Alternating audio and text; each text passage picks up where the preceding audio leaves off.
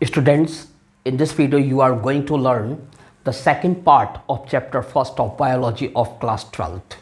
Class 12th की biology का जो चैप्टर फर्स्ट है जिसका नाम है रिप्रोडक्शन इन ऑर्गेनिजम्स, उस चैप्टर फर्स्ट का ये सेकंड पार्ट है। इस वीडियो में हम life span, term life span के बारे में सीखेंगे और लाइफ स्पान की जो 4 स्टेजेस हैं उनके बारे में जानकारी लेंगे। तो वीडियो बहुत ही इम्पॉर्टेंट है, ध्यान से समझिए और ध्यान से देखिए और वीडियो को पूरा देखिए ताकि आपको पूरी नॉलेज मिल सके। तो लाइफ स्पान क्या होता है? The living organisms do not survive indefinitely on this earth. जो लिविंग ऑर्गेनिजम्स हैं वो इस अर्थ पे इनडेफिनेटली बोला गया, डू नॉट सर्वाइव इनडेफिनेटली, यानी एक अनिश्चित काल तक लिविंग ऑर्गेनिजम्स इस अर्थ पर सर्वाइव नहीं करते। उनकी लाइफ स्पान निश्चित होती है। अलग अलग लिविंग ऑर्गेनिजम्स की, चाहे वो प्लांट हों या एनिमल्स हों, अलग अलग लिविंग ऑर्गेनिजम्स की लाइफ स्पान एक डेफिनेट होती है। उनकी जो एज होती है, उनका जो ड्यूरेशन होता है लाइफ स्पान का, वो डेफिनेट होता है। Every individual dies after attaining a certain age और due to predation, accident, disease or failure to replace molecules to run the machinery of life। यहाँ बताया गया है कि every individual dies after attaining a certain age। हर individual, हर एक particular living thing क्या करता है, एक सर्टेन एज को अटेन करने के बाद, एक सर्टेन एज को गेन करने के बाद या एक निश्चित उम्र के बाद, एक निश्चित काल के बाद वह मर जाता है, उसकी मृत्यु हो जाती है, उसका जीवन काल समाप्त हो जाता है। और अथवा ड्यू टू प्रीडेशन, या फिर उसका जीवन काल अगर समाप्त नहीं होता तो उसके साथ कुछ घटना घट जाती है, जैसे कि या तो उसका शिकार कर दिया जाता है तब उसका जीवन काल समाप्त हो जाता है, या उसके साथ कोई एक्सीडेंट, दुर्घटना घटित हो जाती है तब उसका जीवन काल समाप्त हो जाता है, या कोई बीमारी उसको लग जाती है, या उसकी बॉडी की जो मशीनरी है उसमें जो मॉलिक्यूल्स हैं या सेल्स हैं जो वर्क करते हैं, जो उसका इंटरनल मशीनरी है उसकी बॉडी के वर्क करने के, वो डैमेज हो जाता है, या वो उसमें कुछ गड़बड़ी आ जाती है, खराबी आ जाती है, जिसकी वजह से उसकी बॉडी फंक्शन करना बंद कर देती है, जिसकी वजह से उसकी मृत्यु हो जाती है। The duration between birth and death is called the life span which may be a few minutes to a few hours in case of some organisms, microorganisms or maybe several thousand years। यहाँ बताया गया है कि जीवों की, living things की, चाहे वो प्लांट्स हों या एनिमल्स हों, उनका जो जीवन काल होता है वो निश्चित होता है और उनका जीवन काल जन्म से लेके मृत्यु तक का जो पीरियड है वो उनका जीवन काल कहलाता है। और ये जीवन काल कुछ मिनटों का भी हो सकता है। अगर हम बात करें माइक्रो ऑर्गेनिजम्स की, कुछ माइक्रो ऑर्गेनिजम्स का जीवन काल कुछ मिनटों का, कुछ सेकंडों का भी हो सकता है, जबकि कुछ ऐसे लिविंग ऑर्गेनिजम्स भी हैं जिनका जीवन काल सेवरल थाउजेंड ईयर्स, अनेक हजार वर्षों तक हो सकता है। The life span of living organisms both plants and animals varies greatly. जो जीवन काल है जीवों का, जिन जीवों में प्लांट्स भी आते हैं और एनिमल्स भी आते हैं, उनका जो जीवन काल है वो बहुत ही भिन्न भिन्न है। उनका जो लाइफ पीरियड है वो बहुत भिन्न भिन्न है, अलग अलग है। Plants generally have greater life span as compare to animals. जो प्लांट्स होते हैं उनका अक्सर, उनका आमतौर पे जो लाइफ स्पान है वो एनिमल्स की कंपैरिजन में थोड़ा ज़्यादा होता है और कई केस में तो बहुत ज़्यादा होता है। Some perennial trees, for example sequoia, some perennial trees live for thousand of years. Some perennial trees live for thousands of years.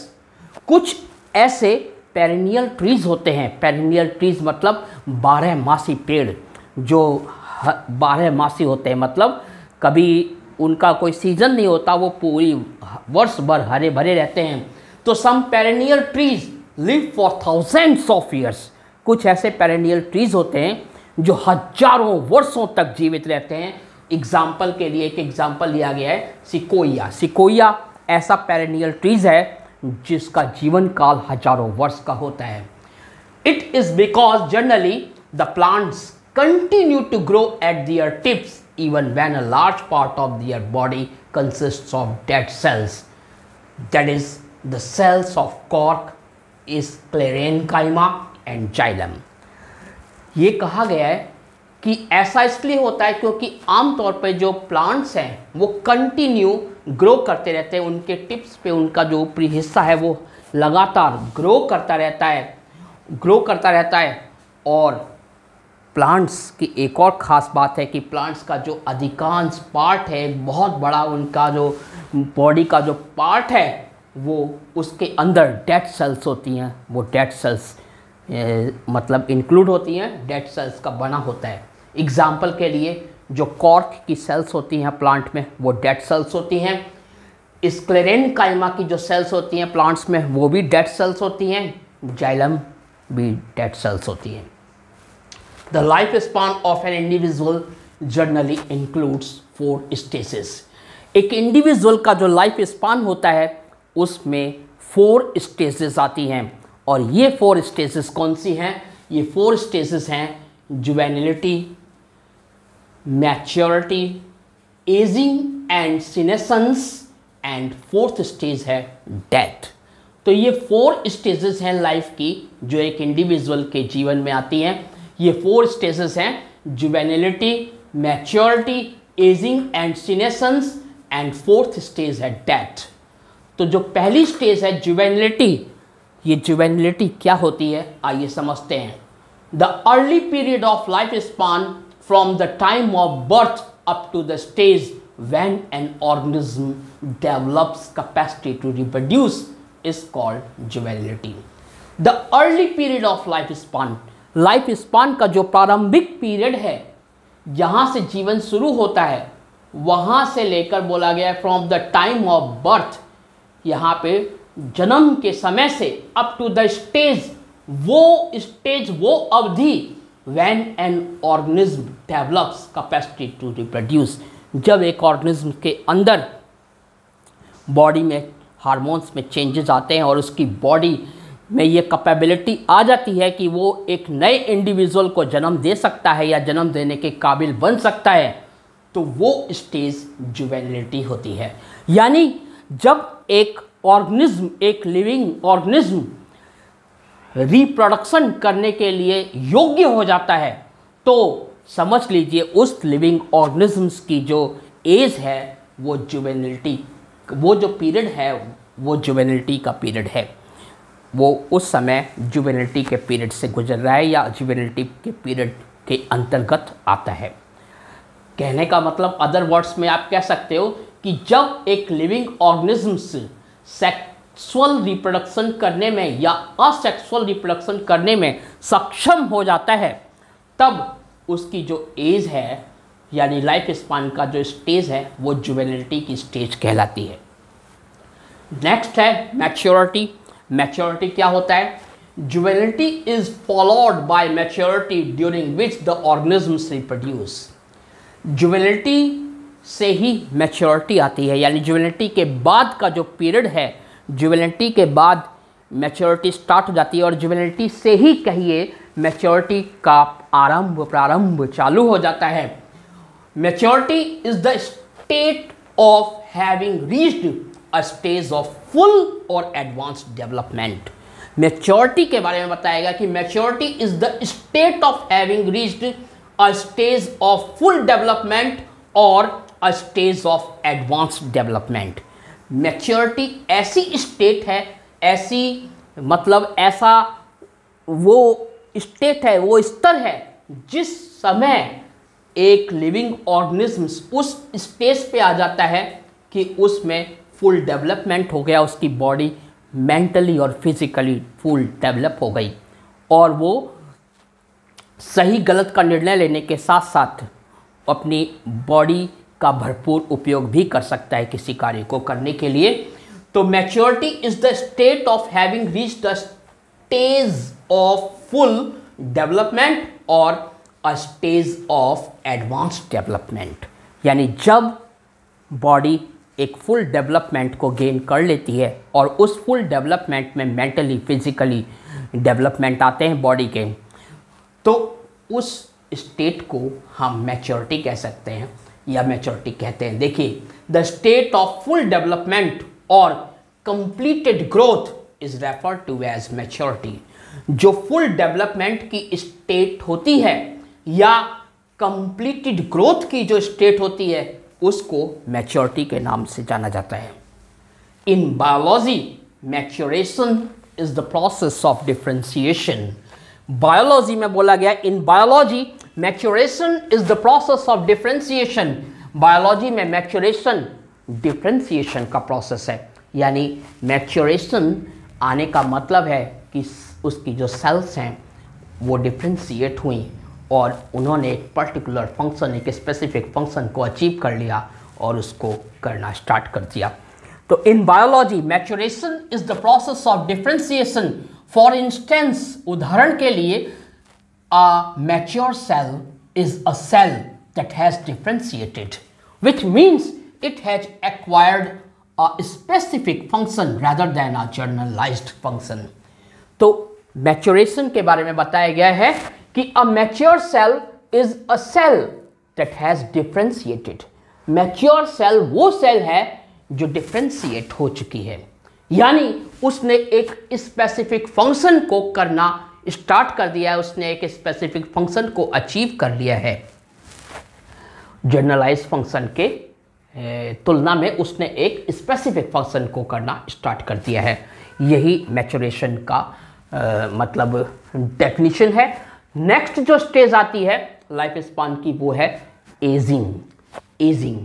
Ageing का मतलब है उम्र का बढ़ना। एजिंग का मतलब है उम्र का बढ़ना। तो यहाँ एजिंग एंड सीनेसेंस। एजिंग का मतलब है उम्र का बढ़ना और सीनेसेंस का मतलब है बुढ़ापा। उम्र के बढ़ने से क्या आता है? बुढ़ापा आता है। तो ये दोनों एक दूसरे से कनेक्टेड हैं, रिलेटेड हैं। एजिंग होगी तो सीनेसेंस होगा, यानी उम्र बढ़ेगी तो बुढ़ापा आएगा। उम्र बढ़ेगी तो बुढ़ापा आएगा, यानी एजिंग से ही सीनेसेंस आता है, उम्र बढ़ने से ही बुढ़ापा आता है।